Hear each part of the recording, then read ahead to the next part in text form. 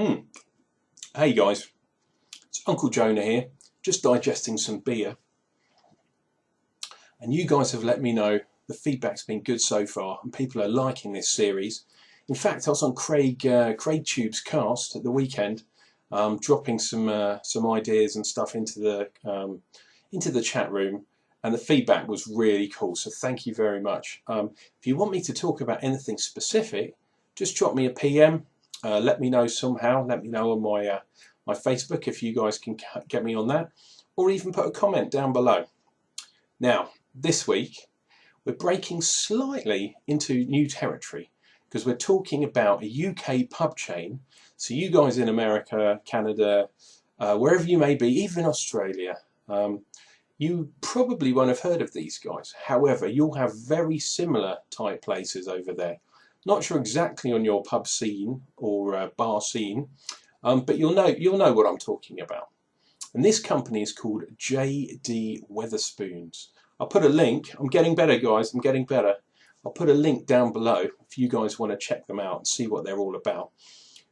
But a couple of people have asked me to talk about it in digesting beer, so exactly what I'm going to do. You asked, I'm going to do it for you guys. JD Wetherspoons are quite famous for their cask beer. Predominantly that's what they're most famous for, and they're generally famous because they don't play music, which is really weird, although they have introduced a new chain which is part of the same group where they do actually play a bit more music and stuff. But they're really cool. They're really good. Well, like all things, there's good ones and bad ones. But predominantly they're really good, and their ethos is quite cool too. However, firstly, they have a beer festival, the famous JD Wetherspoons Beer Festival. And if you live in the UK, you'll know what I'm talking about. But it's weird. Most pubs that do beer festivals have either a marquee out the back with lots of kegs racked up, or they'll have loads and loads of pumps on, or they might do it in a back room or something like that. JD Wetherspoons do something slightly different, and it's more of a kind of marketing style to their beer festivals. Now, what they do, they generally have about 4 pumps of beer festival beers on at any one time. So you'll go into a pub, you'll be able to try 4 of the beers, and they don't usually say what day which beers are coming out, so it's a bit hit or miss, especially if you're looking for something specific. Like me, I tried quite a few different beers, and I'm always looking for something a bit different, a bit new, maybe a really special one that I've heard of. So not knowing in advance exactly what beers are going to be on, yeah, they could work on that, definitely. So what they do is they put 4 kegs on, and when one runs out, they'll put another one on. So their beer festivals usually last about a month. Yeah. So the one on at the moment is kind of the autumn beer festival, I think they call it, or autumn winter perhaps. So you'll go in there, 4 beers will be on. You can have them as halves. So you drink 2 pints, then you go home, then you come back the next day and you might have another 2, or the one that's not selling will be on for a few days, and that kind of thing. So digesting beer hat on, is that the best way of doing a beer festival? Personally, I like the ones that are slightly shorter, like over a weekend, and they basically drink the place dry. So if you get there on the Friday, you've got a good chance that you can try loads of the different beers. You get there on the Sunday night, most of them are going to be off. Yeah. So I suppose from a good point of view for the Wetherspoons style, you're always going to have some sort of festival beer on. On the downside is they might be ones, all 4 of them might be ones that you've tried before, and you really want to try this specific style, and it's not on. And usually if you ask behind the bar, they can't tell you exactly when that beer is going to be on. So my advice to Wetherspoons is try and make the beer festival a bit more coordinated, and say day 1 these 4 beers go on, day 2 these 4 go on, you know, something along those lines. Anyway, that is Uncle Jonah's JD Wetherspoons tip of the week. Chambone. What do you guys think? Have you experienced similar things? I don't know if that's the way to do it. It's a beer festival when it's not really a beer festival. Oh, homebrew. Not mine either. Someone sent me this beer. Very nice.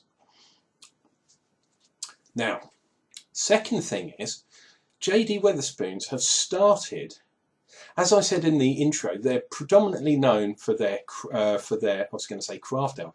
They're predominantly known for their real ale. And in the very early days, they were going to brewers and getting sort of cheap deals on beers and putting them through. That's all changed, man. A lot of the good Wetherspoons pubs, they have very good cellarmanship. Some of the ropey ones, yeah, you know, you're going to get that everywhere, aren't you? Some barman doesn't know what he's doing, chucks a real ale keg around, shakes it all up, and then when you pour it through the draft system, oh, my beer's really cloudy. Well, hey man, number one, it's real ale. Number two, the barman or the cellarman, more often than not, that's the same person. They don't know what they're doing, yeah? But if you go into a good one, you get some nice ales, yeah? What they've started doing now, they've started edging into craft beer. And it was announced, I think it was last week, that they've got a deal with Brewdog. So they're going to be selling, I think it's Punk IPA on draft in all the Wetherspoons pubs, and you're going to be able to get the bottles, chilled bottles from the fridges behind them. So that's quite a good reason for going in there, especially if you're not Scottish. You want to have a nice Punk IPA? Check it out. Personally, I don't really like Punk IPA, but hey, that's just me. Call me weird. A lot of people do. Now, the other thing they'd be doing is getting American craft beer in cans imported directly from America. They did an experiment with 6 Point and they made 3 different beers, lovely beers, but they were in cans, so they were 355ml, I think, cans, maybe even less, maybe 300 and 325 cans, something like that. Very small cans, very expensive. They're about £3 for a can, which is outrageous really if you think about the size.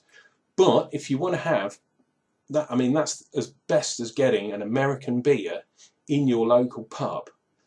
If you're into craft beer and you want to try some American styles, man, you could do a lot worse than going in there. The other thing they do is they do good deals on food. So you get your food and a beer, including a can of craft beer from America. I think it's £5 you can get burger, chips and a beer. So when they're selling a can for £3, they're doing you a burger and chips for £2. Do you know what I mean? It makes sense to do it that way, and that's how I like to do it. Now the weird thing is, if you go into the bigger ones, and believe me, Wetherspoons have taken over old cinemas, knocked them all out and turned them into pubs. So imagine how big a cinema is. That's now a pub. Some of them are huge. Usually you get the old dudes in there because they've got real ale. Yeah, cask conditioned ale, I should say, for you Americans that don't know the difference.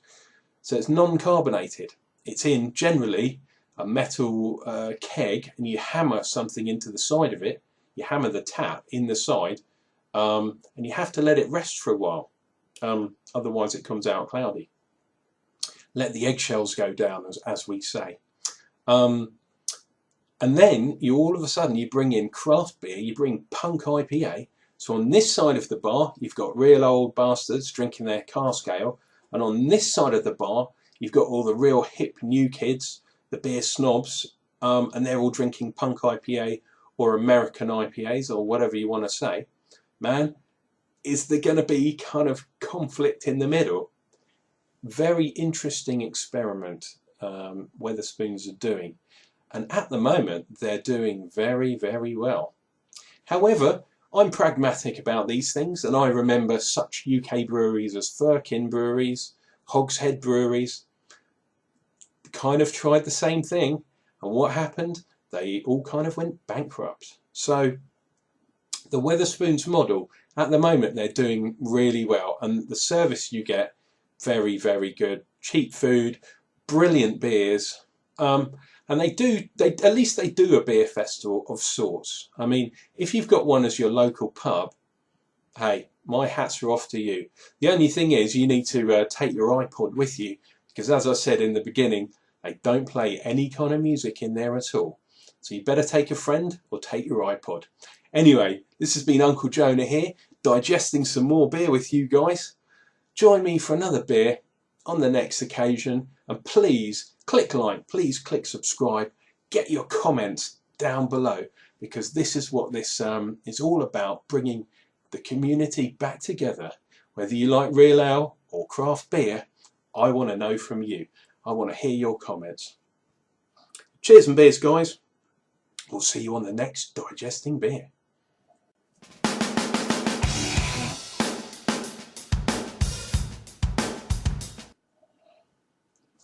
Ooh.